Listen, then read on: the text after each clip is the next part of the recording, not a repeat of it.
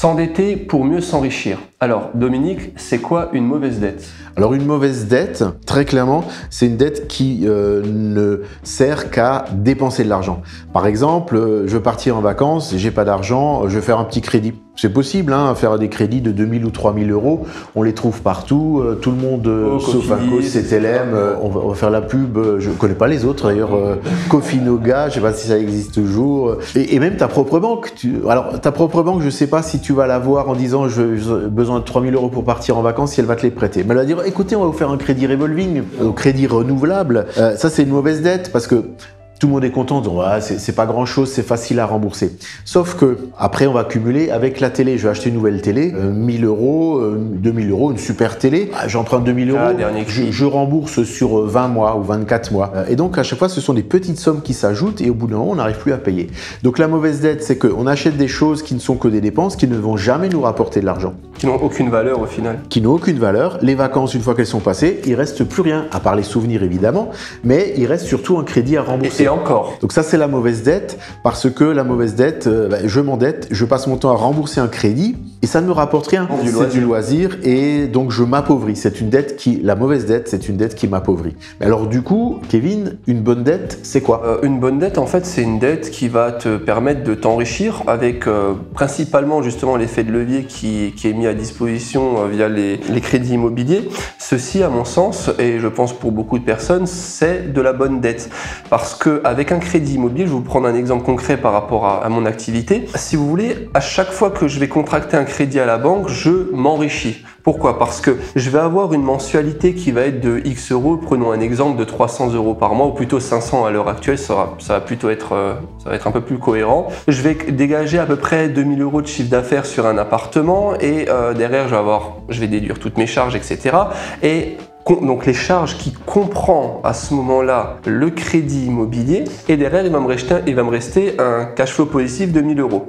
Ce qui fait que là je viens de faire un crédit immobilier, donc c'est un crédit immobilier et non pas un crédit à la consommation, donc je ne finance pas un loisir mais je finance un investissement et cet investissement me permet de générer par mois 1000 euros supplémentaires par nouvelle acquisition sur le principe de la location saisonnière où vous pouvez bien sûr avoir du cash flow également sur la location nue, il n'y a aucun souci. On va prendre un autre exemple. Si vous avez par exemple vous faites une acquisition d'un immeuble de rapport qui comprend 5 appartements. Donc vous allez louer les 5 appartements, on va dire qu'ils font 50 mètres carrés, vous les louez tous 500 euros hors charge. Donc on est d'accord jusqu'à là que ça vous fait une mensualité, une rente d'argent de l'ordre de 1500 euros. Et vous avez du coup environ 1500 euros de prêt immobilier en cours. Ce qui fait que du coup vous avez dégagé un cash flow positif de 1000 euros sur votre investissement total de l'immeuble qui comprend ces fameux 5 appartements. Donc ça pour moi, ça c'est une bonne dette parce que vous vous enrichissez avec la dette. Donc la bonne dette en fait, c'est plus tu t'endettes, plus tu gagnes d'argent. Exactement, c'est ça. C'est d'ailleurs ce qui m'a permis de pouvoir continuer les investissements sans pour autant augmenter mon taux d'endettement. Étant donné que je suis passé en tant que loueur meublé professionnel, à partir du moment où je suis passé loueur meublé professionnel, mon banquier me considérait comme étant professionnel et du coup, il prenait en considération mon cash flow comme étant mon salaire. Ce qui faisait que à chaque fois que je contractais un crédit, j'étais de plus en plus riche. Ce qui faisait que du coup, mon taux d'endettement, au lieu de monter, il faisait que de baisser. Ça, c'est excellent quand même. C'est contre-intuitif parce que quand on dit, bon, il faut pas s'endetter inutilement, mais là, c'est de la dette utile. La démonstration est magistrale parce que là, tu t'endettes et tu t'enrichis. Donc, chaque fois que tu contractes un crédit, tu gagnes de l'argent. Sans compter le cash flow. Donc, tu gagnes du cash flow tous les mois. Mais en plus, tu rembourses du capital tous les mois. Donc, tu t'enrichis en plus du capital, de l'intérêt. Exactement. Ce qui fait que si en fait, là, parce qu'on parle en termes, on raisonne en termes de cash flow, puisque c'est de l'argent que tu vas disposer à l'instant T. Mais faut pas oublier une chose, c'est que en parallèle de ça, dans les charges déductibles, tu as donc ton crédit immobilier. Si tu as donc 500 euros de crédit mensuel à rembourser à ta banque, c'est en réalité 500 euros qui sont remboursés et qui ne sont plus à payer par rapport à ton logement, qui sont également payés par tes voyageurs pour le cas de la location courte durée et qui sera payé par les locataires en cas de location nue par l'acquisition d'un immeuble de rapport par exemple. Ok, donc les locataires payent le loyer et du coup, c'est eux qui remboursent mon crédit parce que eux, ils payent le loyer. Parce que l'erreur de certains investisseurs débutants, c'est de penser qu'il faut avoir de l'argent pour pouvoir acheter un immeuble et donc encaisser de l'argent. Mais non, on fait un crédit, on rembourse des mensualités. Ah, mais je vais pas pouvoir payer. Mais si, parce que c'est le locataire qui paye le loyer. Et avec le loyer, je vais pouvoir payer mon crédit.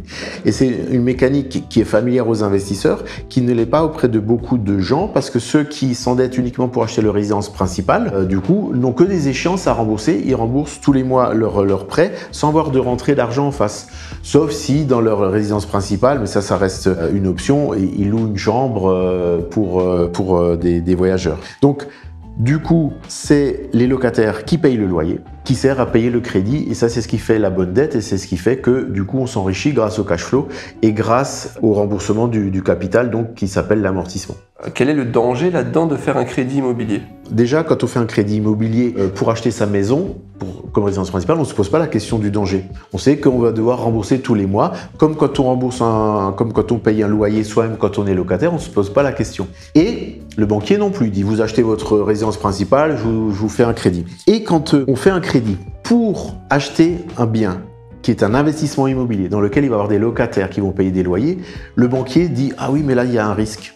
Je vais analyser le risque, le banquier analyse le risque pour savoir s'il octroie un crédit. Et ça m'a toujours gêné, depuis toujours, que le banquier dise « Ah non, mais là, c'est risqué ». Mais c'est pas risqué parce que, en admettant que même le loyer payé par le locataire ne suffise pas à couvrir l'échéance du crédit, je vais pas y payer, moi, la totalité de l'échéance du crédit. Je vais mettre 50 €, 100 €, 200 € au bout, mais ça sera jamais la totalité du crédit. Et le banquier dit « Oui, mais c'est risqué ». Le seul risque, c'est qu'il n'y ait pas de locataire du tout. Mais ça n'arrive jamais non plus. Si on achète un appartement pour le mettre en location, on trouve tôt ou tard un locataire, toujours, et on n'a pas de vacances locatives pendant les 20 ans du crédit. Mais là, le banquier considère qu'il y a un risque et parfois il dit « je ne prête plus parce que vous avez trop d'endettement ». Et pour moi, c'est vraiment de la science-fiction. Et pour l'acheteur, quel est le risque? Évidemment, le risque absolu, c'est que il n'y ait pas de locataire pendant 20 ans et donc on n'encaisse pas de loyer. Donc pour moi, c'est un risque inexistant. Bien sûr, le banquier va dire « Oui, mais pendant les périodes où il n'y a pas de locataire, il faut que vous puissiez payer le crédit ». C'est vrai, la vacance locative. Donc c'est là où, quand on est investisseur, évidemment, il est obligatoire qu'on propose des logements décents et confortables à nos locataires pour qu'ils aient envie de venir et qu'ils aient envie de rester. Et à ce moment-là, le risque est diminué. Si dans l'année, il y a un mois de vacances locatives qui est un calcul que beaucoup d'investisseurs font en disant bon, le rendement, le loyer, c'est 500 € x 12. Pour atténuer le risque, je veux dire que c'est 500 € x 11 et je ne prends pas de risque. Je me garde en calcul de risque une marge d'un mois de loyer impayé. Donc le risque, évidemment, il est jamais de zéro, mais il est jamais, c'est pas un risque à 100%.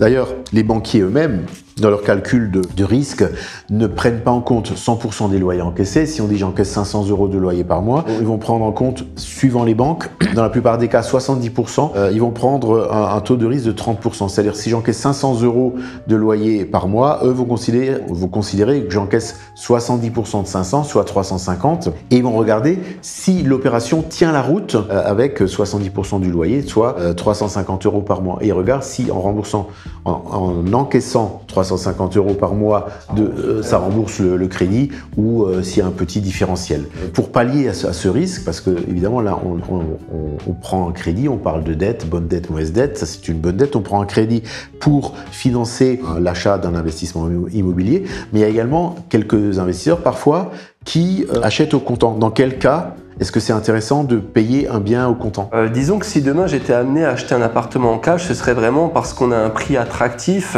et ce serait vraiment pour justement faire une très bonne affaire, en gros, en tout cas du point de vue tarifaire. Mais autrement dit, je vois pas spécialement d'intérêt de faire un achat immobilier sans crédit. Je suis pas trop un adepte de ce principe-là et encore une fois, la seule raison qui me ferait et encore qui m'embêterait quand même, puisqu'au final, on dit toujours que c'est vrai vrai que le cash is king, mais le problème c'est que quand tu dépenses ce cash, bah, du coup si jamais il y a un petit souci sur quoi que ce soit, bah, il n'y a plus rien. C'est ça qui est un petit peu problématique. Donc personnellement, après je sais qu'il y en a d'autres où ça va pas déranger forcément de... Si j'étais amené à mettre de l'argent dans un investissement immobilier, je préférerais faire 5 acquisitions, mettre 10 000 € d'apport pour 5 acquisitions, que de mettre 50 000 € sur un appartement et le financer dans sa globalité. Voilà, ça c'est mon raisonnement personnel. Ok, on est tout à fait d'accord. Il y a parfois des investisseurs qui ont une surface financière suffisamment importante et qui disent, j'en ai rencontré, qui disent bon, avoir du cash à la banque ça sert à rien, donc je paye au comptant. Mais après, comment tu fais pour avoir de nouveau du cash? Il faut un certain temps. Donc moi, personnellement, si j'ai du cash, je préfère le placer à la banque, même si ça rapporte peu. Bon, actuellement 3% par an, c'est déjà ça, avec de l'argent disponible, plutôt que le laisser dormir. Mais effectivement, garder le cash et acheter à crédit, parce que c'est ça l'effet de levier. On a une vidéo à ce sujet d'ailleurs.